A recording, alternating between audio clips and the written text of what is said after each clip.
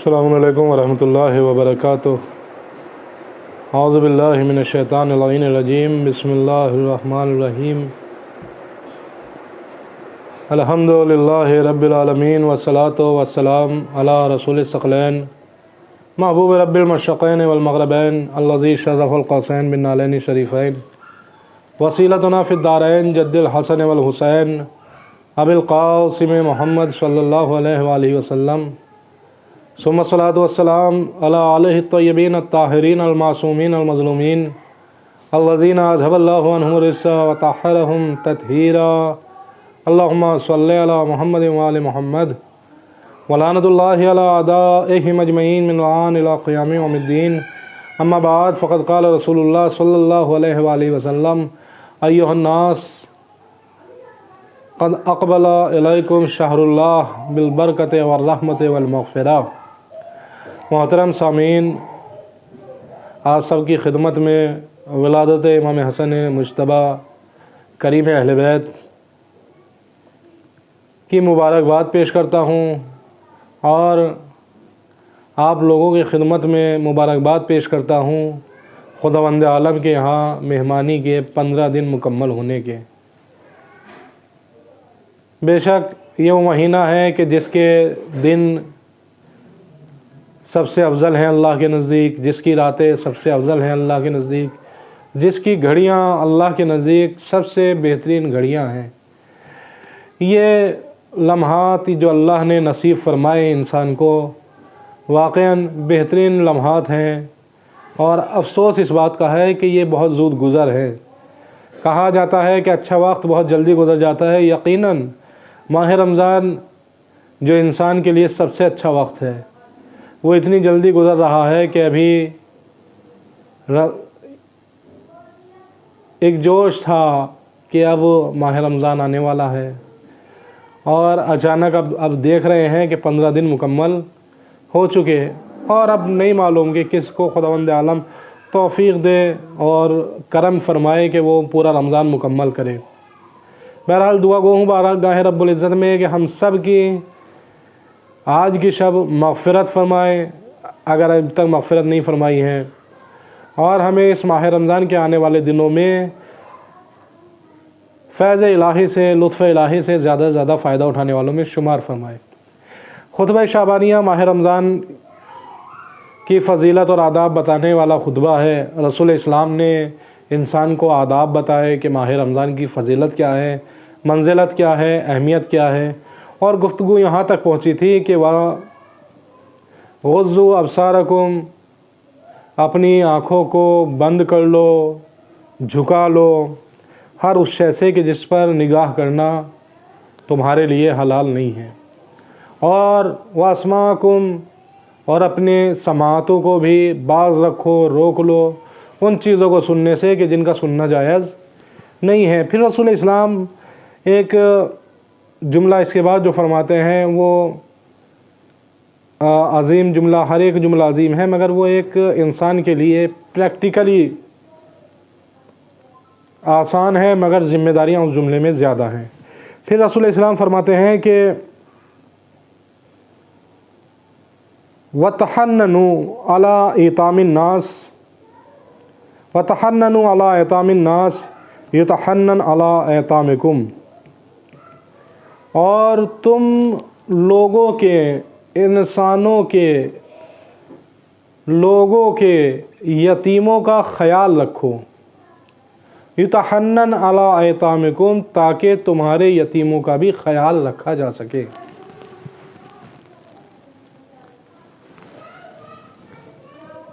हर अमल जो हम अंजाम दे रहे हैं उसमें हमें नहीं मालूम कि उसकी जज़ा क्या मिलने वाली है। कोई भी अमल हम अंजाम दें हमें नहीं मालूम कि उसकी जज़ा क्या मिलने वाली है।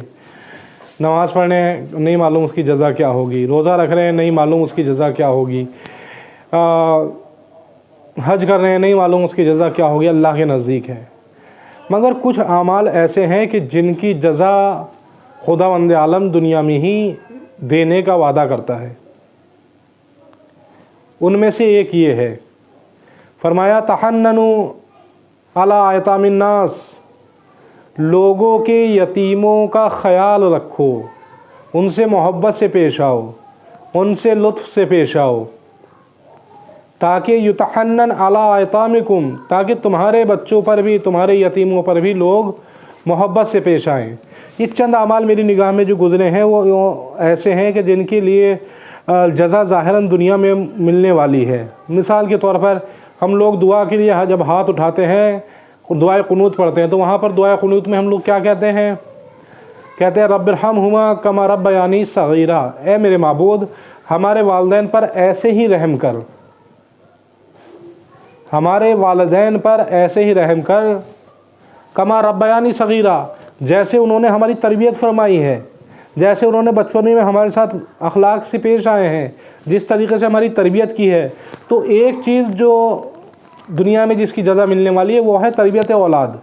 आप औलाद की तरबियत कैसे कर रहे हैं, वैसे ही खुदावंद आलम का रहम आपके शामिल हाल होना है। इसलिए कि जब भी दुआ के लिए बंदा हाथ उठाता है क्या कहता है? रब्बिरहमहुमा कमा रब्बयानी सगीरा, ए परवरदिगार वैसे ही रहम कर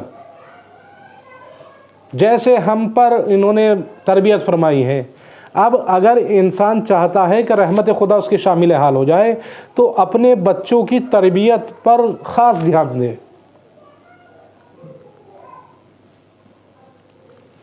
बच्चों की तरबियत पर ख़ास ध्यान दें, बच्चों के साथ मोहब्बत से पेश आएँ, लुत्फ़ से पेश आएँ, इसलिए कि ये बच्चे जो आपके पास हैं ये आपके बच्चे नहीं हैं,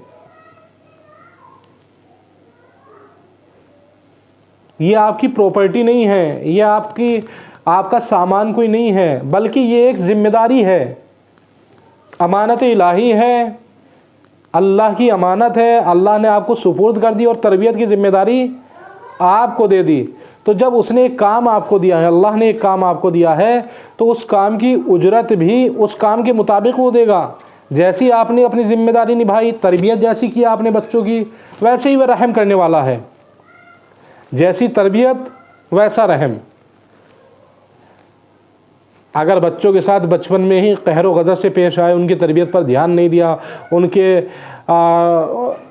रूहानी सिर्फ ग़िज़ा दी, उनको उनके जिस्म को उनको मजबूत किया, रूह को उनकी मजबूत नहीं किया, उनको दीन से दूर रखा, उनको मार्फत इलाही नहीं कराई, तो जैसी आपने तरबियत की वैसे ही रहमत खुदा आपके शामिल हाल होगी।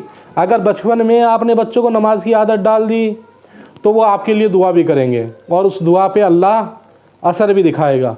आपने बच्चे को बचपन में ही कुरान की तालीम दी, उसको कुरान पढ़ने की आदत डाली, तो यकीनन जब वो कुरान पढ़ेगा तो रहमत खुदा आपके शामिल हाल होगी, चूँकि आपने ज़िम्मेदारी अच्छे से निभाई। अगर बच्चों को आपने ईमान की तरफ, सच्चाई की तरफ, तक़वे की तरफ बचपन से ही लगाया तो फिर रहमत खुदा उसी तरह से आपके शामिल हाल होगी।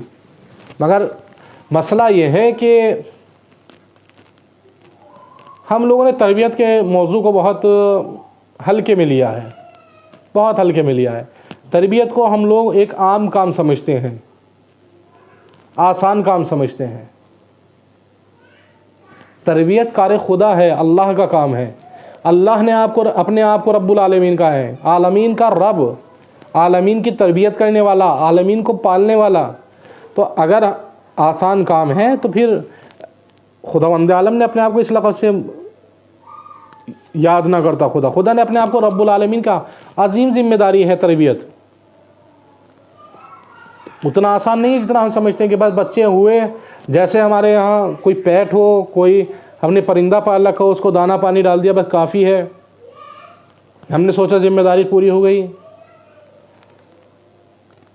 बच्चों की तरबियत इससे कहीं बड़ी बात है, यानी एक पूरी नस्ल की तरबियत करना है। एक बच्चे की तरबियत यानी एक पूरी नस्ल की तरबियत। अगर बच्चा सही हो गया तो पूरे माशरे के लिए खिदमत है, समाज की खिदमत है, इस्लाम की खिदमत है, दीन की खिदमत है। तरबियत के मौजू पर सबसे ज़्यादा ध्यान देने की ज़रूरत है। यही इमाम हसन से जब वसीयतें करते हैं मौलाए कायनात, जिनकी आज विलादत है इमाम हसन मुजतबा की, इसमें जो वसीयतें करते हैं उसमें इमाम हसन से फरमाते हैं मौलाए कायनात कि मेरे लाल, मैंने तुम्हारी तरबियत में कोताही नहीं की, तुम्हें कुरान मजीद की तालीम दी इससे पहले कि दुनिया की तालीम तुम्हारे अंदर सरायत कर जाए। ध्यान रखें, अगर आप बच्चे को दीन से ही आशना कर रहे हैं बचपन में ही, ये ना सोचिए कि बड़ा हो जाएगा तो सीख लेगा, दीन सीखने के लिए बहुत उम्र पड़ी है, दीन सीखने के लिए बहुत उम्र पड़ी है। कुरान की तालीम को अहमियत दें, बच्चे की कुरानी तालीमात और इस्लामी तालीमात पर भी तवज्जो दें, ज़्यादा तवज्जो दें, इसलिए कि उसको एक समाज में जाना। मौला कहना ने इससे पहले कि तुम दुनिया के मामलात को समझते, मैंने तुम्हें कुरान की तालीम दी। बच्चे को हर चीज़ से पहले दीन और कुरान की तालीम देना सबसे अहम है। ऐसा नहीं है कि वो बड़ा होकर खुद सीख लेगा, बड़ा होकर खुद जान लेगा, बड़ा होकर खुद समझ लेगा, नहीं, आपकी जिम्मेदारी है ये, इसमें कोताही की गुंजाइश नहीं है। जैसे आपके यहाँ बच्चा होता है, आप उसके यहाँ वैक्सीनेशन कराते हैं या नहीं, ये टिटनेस का है, ये डिप्थेरिया का है, ये फ़ला चीज़ का है, ये फ़ला इतने टाइम पे ये वैक्सीनेशन होना है, ये इतने टाइम पे ये वैक्सीनेशन होना है। क्यों हो रहा है वैक्सीनेशन? क्या वो बीमार है? कहा नहीं, अभी ये घर में है, बच्चा है, माँ की आगोश में है, सेफेस्ट प्लेस में है, तो अभी इसके वैक्सीनेशन अभी इसलिए किया जा रहा है ताकि जब ये इससे निकलकर बाहर जाए तो बाहर जो बीमारियां हैं, जो बैक्टीरिया हैं, इसको कम से कम नुकसान पहुंचाएं। तो जब बच्चा आपके घर में हो, आपकी आगोश में हो, बाहर की दुनिया में जब जाए तो उसका जिस्म कहीं बैक्टीरिया से बीमार ना हो जाए, पहले ही उसको इंजेक्शन लगते हैं, वैक्सीनेशन होता है ताकि महफूज रहे। तो उसकी रूह को भी महफूज करने की जिम्मेदारी हमारी है, और रूह महफूज होगी तालीमात इस्लामी से, कुरान की तालीम से। तालीमात कुरान पर तवज्जो देने की ज़रूरत है।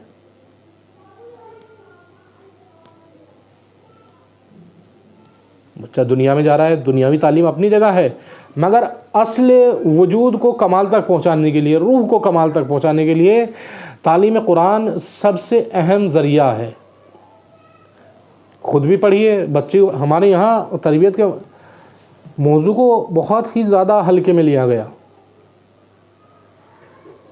बच्चों पर असर पड़ता है इन सब चीज़ों का, हम लोग तवज्जो नहीं करते हैं उसको। अच्छा नाम, सबसे बेहतरीन काम जो बच्चों की तरबियत में वो है बेहतरीन नाम रखना उसका, इसलिए कि नाम, लोग कहते हैं नाम में क्या रखा है, नाम में नाम का असर होता है,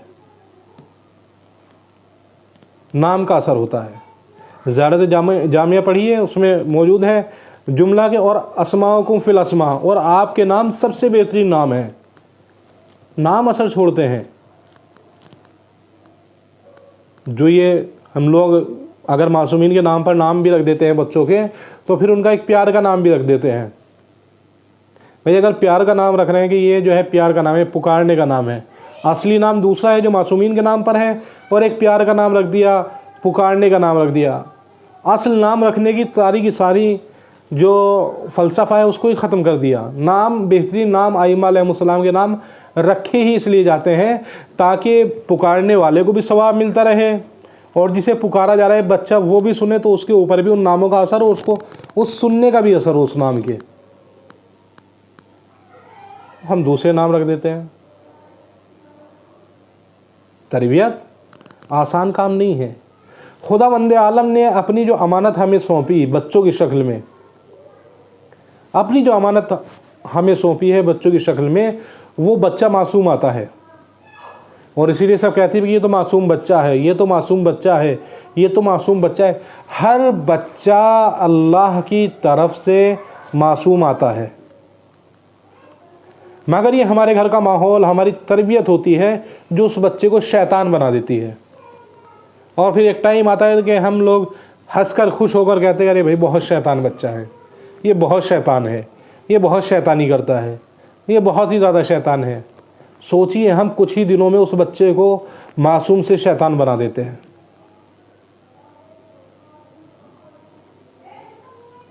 वरना अल्लाह ने जब भेजा तो मासूम है बच्चा, पाको पाकीज़ा है, दिल हर गीबत से, बुग़्ज़ से, हसद से, कीना से, दुश्मनी से, झूठ से, फरेब से, हर चीज़ से दिल उसका पाक है। फिर धीरे धीरे हम उस बच्चे को चेंज करना शुरू करते हैं। अल्लाह ने मासूम भेजा, हम उसको चेंज करके शैतान बना देते हैं, ख़तरनाक बना देते हैं समाज के लिए, माशरे के लिए। तो इस तरबियत पर बहुत ये गूंगी दीवार नहीं है, बहरी दीवार नहीं है, आप दीवार पर एक बॉल फेंकिए, बॉल मारिए आप दीवार पर, जितनी पावर से आप दीवार पर बॉल फेंकेंगे उतनी ही पावर से वो पलट कर आप तक आएगी। तरबियत का मौजू भी ऐसा ही है, जितनी ज़्यादा पावर और जितनी ज़्यादा ताकत आप तरबियत में लगाएंगे उतनी ही प्रेशर से रहमत खुदा आप तक आएगी, उतनी ही मिक़दार में रहमत खुदा आप तक आएगी। जैसी आप वक्त देंगे तरबियत में, जैसी तरबियत करेंगे वैसी ही रहमत खुदा आपके शामिल हाल होंगी। इसी तरह तहन्ननु अला अयतामिकुम अला अयतामिन नास, और लोगों के यतीमों से मोहब्बत से पेश आओ।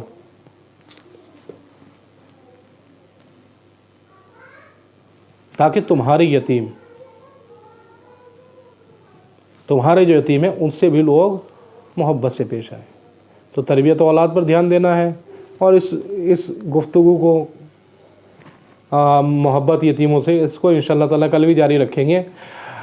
दुआ गो हूँ बारगाह रब्बुल इज़्ज़त में कि परवरदिगार तुझे मोहम्मद वाले मोहम्मद का वास्ता, करीम अहले बैत इमाम हसन का वास्ता और फ़ातिमा ज़हरा सल्लल्लाहु अलैहा के घर की इस पहली खुशी का वास्ता मेरे माबूद, जो घर औलाद की दौलत से महरूम है उन्हें औलाद नरीना अता फरमा। जिन्हें तूने साहिब औलाद बनाया है उनको दाग़े फ़र्जंदी से महफूज रख, उनको बच्चों की अच्छी तरबियत करने की तौफ़ीक़ अता फरमा। ऐ मेरे माबूद तुझे मोहम्मद वाले मोहम्मद का वास्ता, करीम अहले बैत का वास्ता, जो लोग भी रिज़्क़ और रोज़गार के मसाइल में गिरफ़्तार हैं उनकी परेशानी को दूर फरमा दे। जो बेरोज़गार हैं उन्हें रोज़गार अता फरमा, जो बरसरे रोज़गार हैं उन्हें हलाल रिज़्क़ कमाने की तौफ़ीक़ अता फरमा। हम सब के रिज़्क़ में बरकत अता फरमा। ऐ परवरदिगार तुझे मोहम्मद वाले मोहम्मद का वास्ता, जो लोग भी परेशान हाल हैं उनकी परेशानी को दूर फरमा दे। ऐ करीम रब, ऐ माबूद, ऐ मेहरबान खुदा, माह रमज़ान में हमसे जो ख़ताएँ हो रही हैं, गलतियाँ हो रही हैं, उन सब को दरगुज़र फरमा। और जो तूने बेहतरीन अज्र रखा है अपने नेक बंदों के लिए, पाकीज़ा बंदों के लिए, हक़ीक़ी रोज़ेदारों के लिए, उस अज्र में हमें भी शरीक फरमा। हम सब की जायज़ हाजात को कबूल फरमा ले। हम पर और हमारे वालिदैन पर अपनी रहमत नाज़िल फरमा। हमारी औलाद को दीन इस्लाम के काम आने वाली करार दे। ऐ परवरदिगार वारिस इमाम हसन इमाम ज़माना के ज़ुहूर में ताजील फरमा। हमें उनके असहाब अंसार में जगह मुहैया फरमा। आमाल नामा ऐसा हो जाए कि इमाम आसिर आमाल नामा देखकर मुस्कुरा दें, आंसू ना बहाएँ। रब्बना तक़ब्बल मिन्ना इन्नका अंतस समीउल अलीम। गुजारिश है कि एक मरतबा सूरह अल-हम्द, 3 मरतबा सूरह इखलास की तिलावत फरमाकर अपने अपने मरहूमीन और उन तमाम मरहूमीन की अरवाह को ईसाल फरमाए कि जिनके लिए कोई ईसाल सवाब करने वाला नहीं है। अल्लाहुम्मा सल्ली अला मुहम्मद।